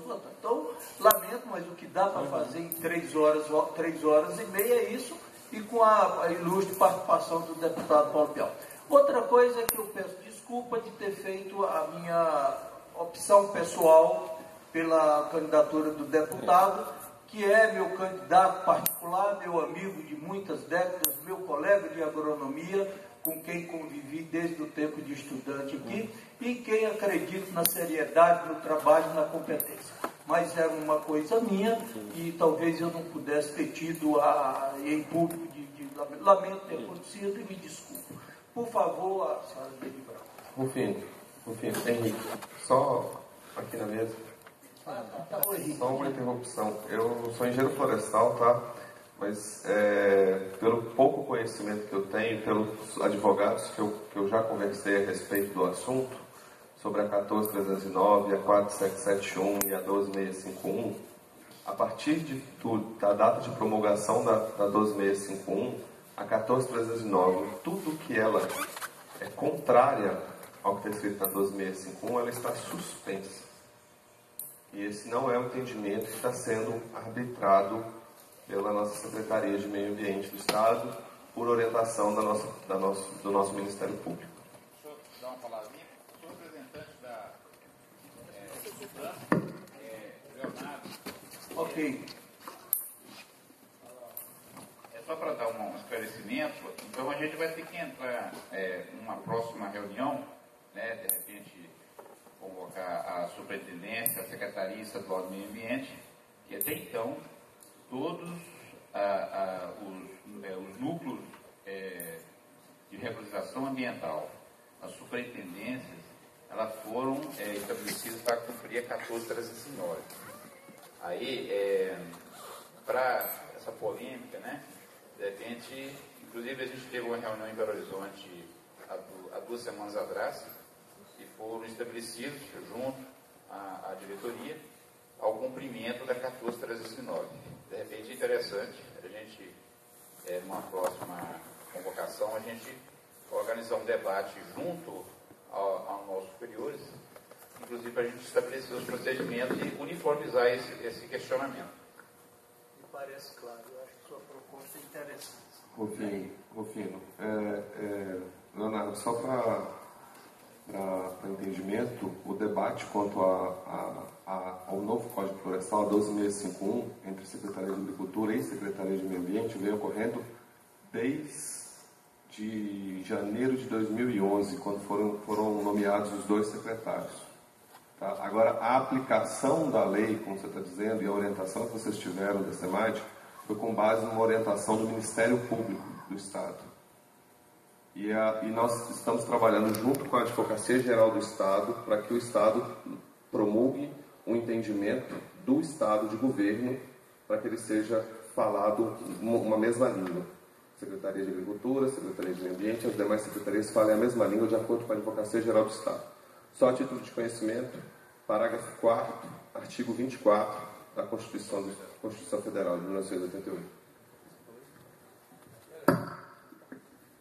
Ok, desculpe, até a senhora Camila já.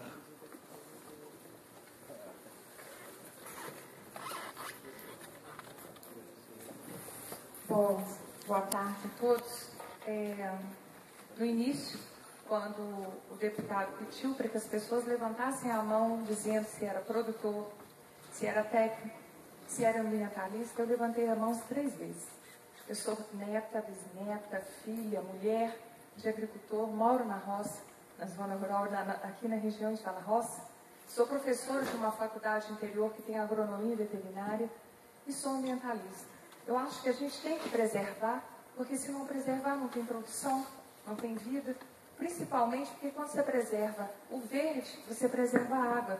Foi falada aqui a questão de produção hoje que precisa ser nas várzeas, nas partes mais baixas, para poder usar a irrigação.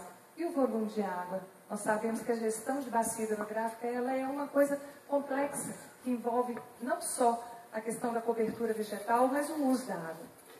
Eu trabalho no Comitê de Bacia Hidrográfica também, como voluntária. Não sou conselheira, não sou nada, eu sou simplesmente uma voluntária. Faço parte das câmaras técnicas, ajudei no planejamento do doce, do Manhuaçu, que eu faço parte do Comitê do Manhuaçu. O que eu sinto necessidade, acredito eu, que mesmo não sendo o melhor, ainda até agora é o melhor que a gente tem. Vai fazer uma diferença enorme.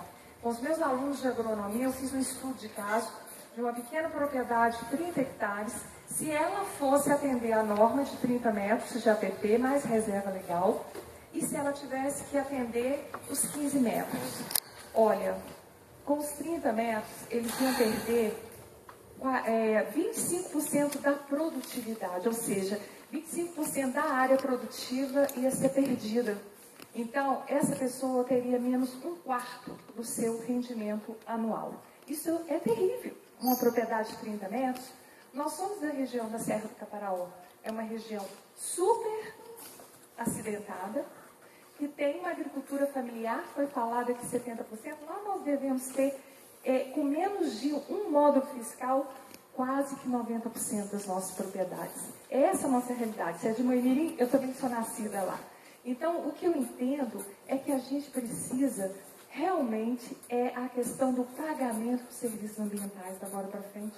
A gente tem que trabalhar isso, porque quem preservou e que averbou os 20% mais APP, vai ser o momento dele ser valorizado, dele ter um pagamento por isso. Então, aquele que não preservou, ele não vai receber. Agora, gente, Bolsa Verde, R$200, parece Bolsa Família, Bolsa Gás, Bolsa 200%. Nós fizemos um cálculo, 1 hectare lá, a pessoa precisaria receber, por essa área que eles iam perder, ele receberia R$800 por ano, pela Bolsa Verde, se ele conseguisse. Só que ele teria que receber isso mensalmente para pagar o que ele deixaria de produzir. Então é aí, nesse momento, que nós técnicos vamos ter que aliar a lei e aliar o nosso conhecimento para buscar recursos para o produtor realmente preservar. Porque a hora que for importante e compensador, né? Importante que eu digo, da compensação, produzir árvore, eu gostaria de plantar árvore. Então eu só queria deixar isso aqui. Um grande abraço e para mim foi super válido estar aqui. Muito obrigada.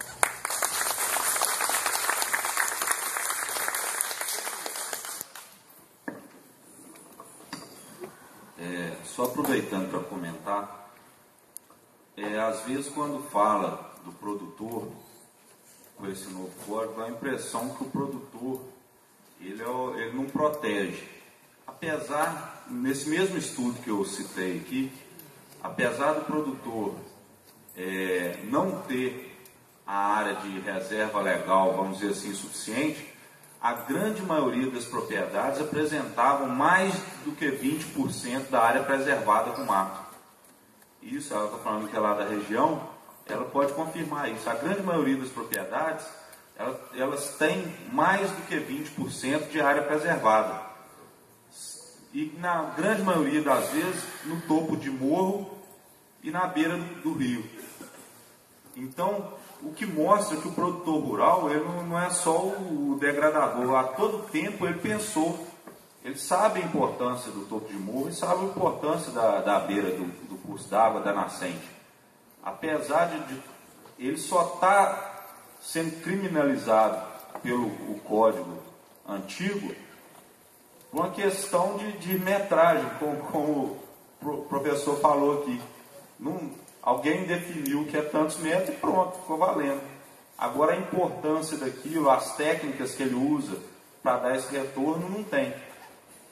E só aproveitando aqui para falar a questão do Paulo, quando ele falou aqui do social, esse código florestal que estava, se ele fosse cumprido à risca, esse sim geraria um caos social que todas as ciências, todas as áreas do conhecimento, todas as profissões teriam que estar aliadas aí para resolver esse problema. Que ia ser um caos social tão grande que poderia causar uma nova revolução aí no Estado, no país, que ia ser uma confusão muito grande. Talvez você falando assim, você não tenha noção do que o código antigo causava. Quando você pensa só no meio ambiente, você esquece o lado social. Teve uma frase que eu vi outro dia aí, eu nunca tinha escutado, eu achei que era muito... Quando você radicaliza o argumento ambientalista, ruralista, você prejudica a causa. Você não consegue resolver o problema. Então, a questão não é radicalizar, não é só meio ambiente, não é só o produtivismo. Tem um monte de coisa envolvida nisso tudo aí. Isso é um consenso. Ok. Só depois... Fazer um comentário em cima da fala dela. Olha, eu sou filho de produtor rural, também de uma família grande, né? Na comunidade que meu pai morava, passava o trem e passava de madrugada. E não tinha televisão. Aí nasceram 11 filhos.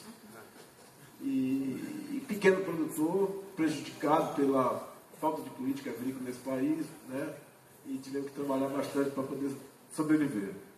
Eu tenho muita responsabilidade, eu tenho um comprometimento muito grande com a classe de produtores rurais, independente de porte, que eu acho que não tem que ficar estratificando, é produtor, ele é prejudicado em qualquer lugar. E sei também que tem produtores que não honram, né, a classe, mas isso não posso generalizar que todos são bandidos, né? Nós temos que primar pelo princípio da presunção da inocência, que infelizmente no direito ambiental isso é atropelado. Eu fico preocupado quando eu vejo no Globo Rural campanha do tipo assim, plante cedro australiano que você vai ter 750 mil reais, plante guanandi que você vai ter R$1,5 milhão de lucro. Isso é pura mentira, isso é uma inverdade muito grande. Essa questão do Bolsa Verde, do pagamento de serviços ambientais, é conversa para boi dormir, isso nunca vai existir, isso é enganar o produtor rural. Vai existir? Vai um projetinho besta ali, ou algum lugar que tem mercado. No geral, isso não vai existir, entendeu? Nós temos que proteger o meio ambiente por uma necessidade de proteção, de desenvolvimento sustentável. Mas não por esperar, entendeu? Esmola. E esse tipo de produtor, eu não quero defender esse tipo de proposta. O produtor tem que proteger por uma questão de consciência. Eu não por esmola. Eu acho uma irresponsabilidade dos políticos, das autoridades que defendem esse tipo de campanha e que na prática isso não funciona. É meu ponto de vista, sinto muito. Mas é o compromisso que eu tenho com o produtor e eu tenho com a minha verdade, que não precisa ser verdade de todo mundo. Tá ok? Obrigado. Ok, senhor, por favor. Já me identifiquei, eu sou Edson. Eu quero fazer uma colocação, foge um pouquinho do assunto, aparentemente porque tem relação direta. Nós estamos tratando aqui com relação ao produtor rural, mas coloco para os debatedores com que anda a situação das mineradoras.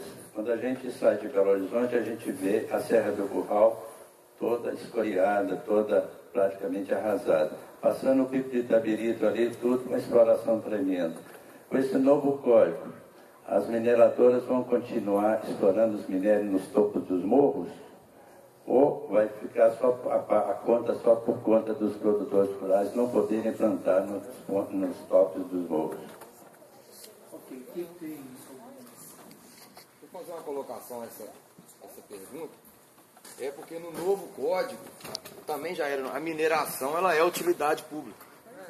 Né? Então a mineração. A agricultura. A mineração, com todo o seu poderio econômico, é utilidade pública. A irrigação não é.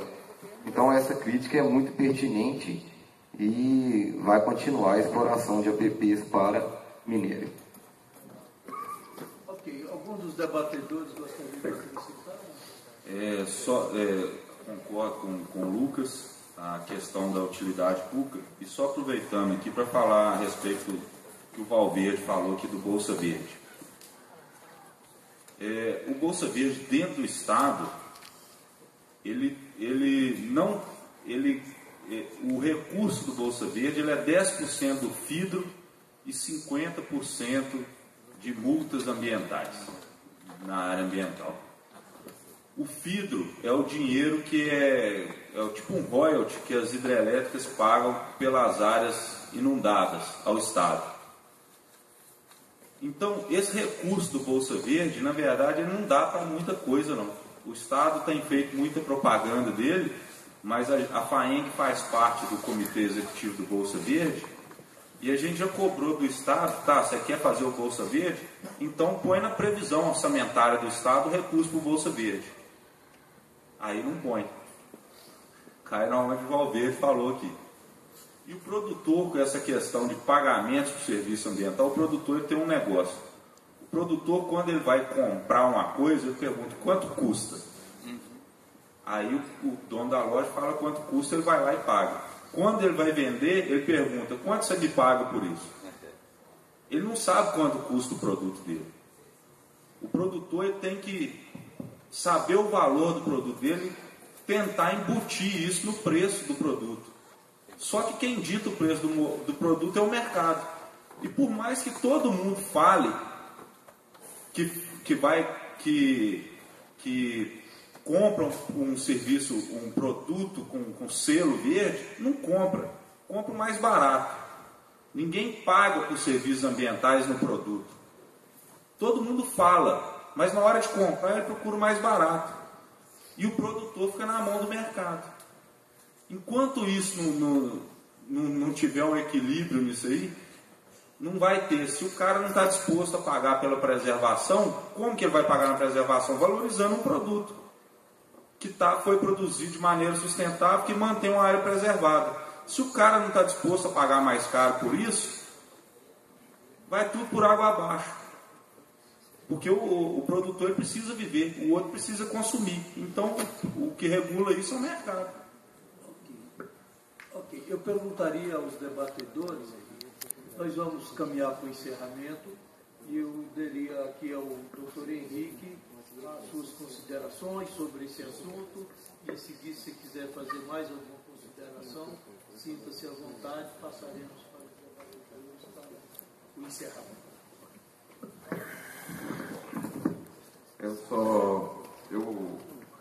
Apesar de o debate ter sido, vamos dizer assim, numa mesma linha, eu acho que o debate mesmo foi prejudicado, porque o Leonardo chegou aqui no final e também já foi embora da SEMAD.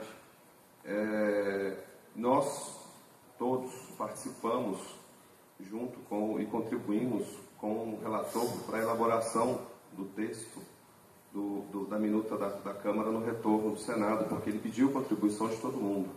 Então, a sensatez, eu acho que se fez presente nessa mesa aqui, pelo menos isso foi presente nessa mesa. Nenhum radicalismo, nem de quem está querendo plantar até dentro d'água, e nenhum radicalismo de quem está querendo cercar Minas Gerais e transformar Minas Gerais numa mata. Então, a gente não tem nenhum radicalismo nem de um lado nem do outro. E cumpre a mim, e eu acho, e isso é posicionamento meu particular, o Bolsa Verde tem seus problemas, mas eu vejo ele como um primeiro passo, o Bolsa Verde estadual. Ele pode ter todos os defeitos, pode ser chamado de Bolsa Esmola, pode ser um valor significante, que são os R$200 por hectare preservado, mas eu acho que já é um primeiro passo. Não se falava sobre serviços ambientais, se falava sobre obrigações. E aí a gente já começa a andar numa linha de pagamento por esses serviços prestados à totalidade, produzido por proprietário X, Y, Z. Eu gostaria de agradecer o convite, achar que foi até muito produtivo, pela sensatez, não teve o fervor de debate, de pegar fogo, mas acho que foi bem interessante para poder entender um pouco mais do que está se falando, do que está se tratando dessa nova lei, de como ela vai ser aplicada. Obrigado pelo convite. Também, professor Fino, queria agradecer o convite e dizer aqui que a FAENG está à disposição dos produtores rurais que queiram tirar dúvidas, orientações. Além do Horizonte, a assessoria tem o site da FAENG, www.faeng.org.br. Lá vocês têm acesso ao telefone da empresa, se quiser ligar. E